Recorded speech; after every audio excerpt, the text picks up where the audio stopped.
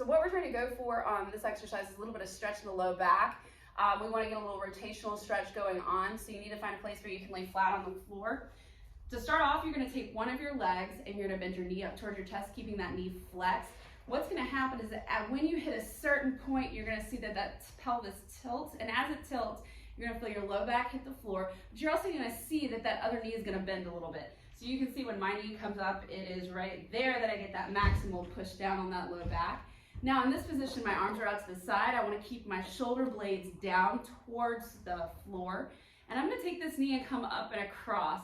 Now it doesn't take much for me to get a little stretch starting in this low back, kind of, I would say this on this side because I'm doing my right leg is on my right side, kind of above where my pelvis bone is a little bit. And all I'm going to do is hold it. You might get a little pop here or there, but it's just important to hold this, making sure the shoulder blades down. Now when you come out of it, you want to make sure that you contract your abs just a little bit by doing a little bit more of a pelvic tilt tuck and then coming out and lowering that leg down. If you don't, sometimes you can have a cramp in the low back start to form. So you can see from this other side again.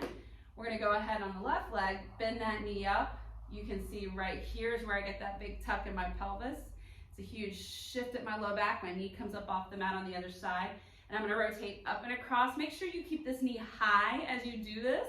If you lower it down, what's going to happen is you're going to get a little extension in the spine here, and that's not what we're going for. So we're going to keep the knee up. Really make sure that as you do this, you keep that shoulder blade down on the other side. Sometimes you're going to find that you might actually be tighter in the upper portion here than the lower portion.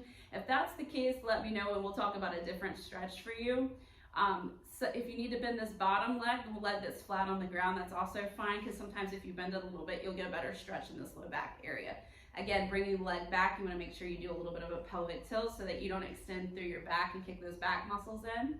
And when you're feeling this, and you sit up again, make sure you contract your abs. When you're doing this, you should be feeling it on one side or the other, right in this region here or here.